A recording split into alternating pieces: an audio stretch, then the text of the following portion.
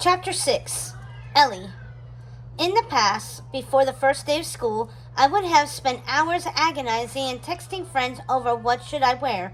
After that was settled, I would go through more misery and more texts about how I should wear my hair, getting up hours earlier than I needed to, and worrying and fretting with my hair, clothes, hair, and makeup.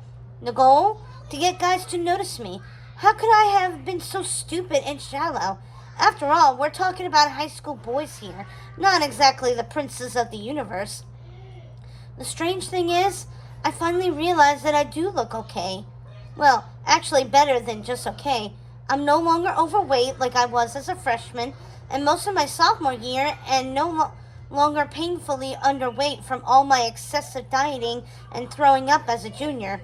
I finally realized that my naturally curly brown hair, which I've let grow to being halfway down my back, suits me just fine. Mom actually had to wake me up. I was sleeping so soundly. I ate a nice healthy breakfast of orange juice and oatmeal with 2 bananas and put on a pair of jeans, blouse, and sweater. Didn't bother with any makeup and was ready for the day. When I got to Miss Roach's first period English 12 AP class, I saw that the seat next to Luke was vacant and sat down there. And that's when all the old doubts about myself started to resurface. I actually stuttered when I asked him how his summer job had been, and immediately realized that I had asked the wrong thing when he mumbled cleaning toilets and filling dumpsters mixed in with picking up trash. Want to know more details? What I should have asked is something like, what books did you read over the summer? Did you get to go fishing much? Then just said, matter of fact, like, do you want to go have coffee with me after school to talk about yearbook and other stuff? But I didn't. And while I was thinking about what I should say next, Miss Roach said it was time to start. We're beginning the year with reading Macbeth, and although Miss Roach said we wouldn't be actually starting on the play until later in the week, she was going to assign parts now. She asked if anybody wanted to be Macbeth, and Luke volunteered.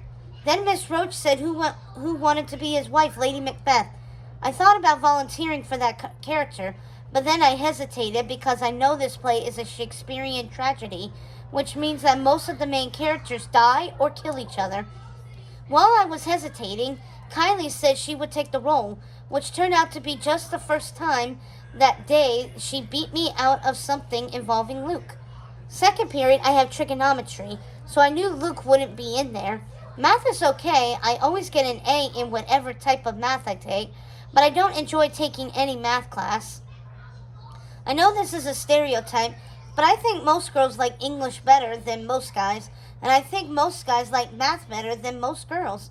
I thought about getting my schedule changed to take statistics with Luke, but I figured Caleb was in that class too. I heard he's dropped out of all the honors classes, probably because he's taking the easy way out of his senior year, or maybe because Caleb feels he's going to party and booze his way through senior year. I don't even want to be in the same building with him, let alone a classroom. By third period government, I had made up my mind to sit next to Luke again and bring up the coffee thing. But when I got to the room, Luke was already sitting with Marcus and Alan and talking about sports junk. During lunch, I sat with Paige, Kylie, Hannah, and my other friends as usual. Kylie announced that she was thinking about asking Luke out for a date during yearbook, and would that be too forward of her? Hannah told her to go for it, which set off another round of conversations, followed by Kylie asking me what I thought. I stammered around for a while, then gave a fake smile and said, do whatever you think best. I think she knows I have a thing for Luke, but on the other hand, maybe she doesn't. During yearbook, Miss Hawk, Luke, and I spent most of the period working together. Subconsciously, I know I dragged out our time together to keep Kylie from having a chance to talk to him.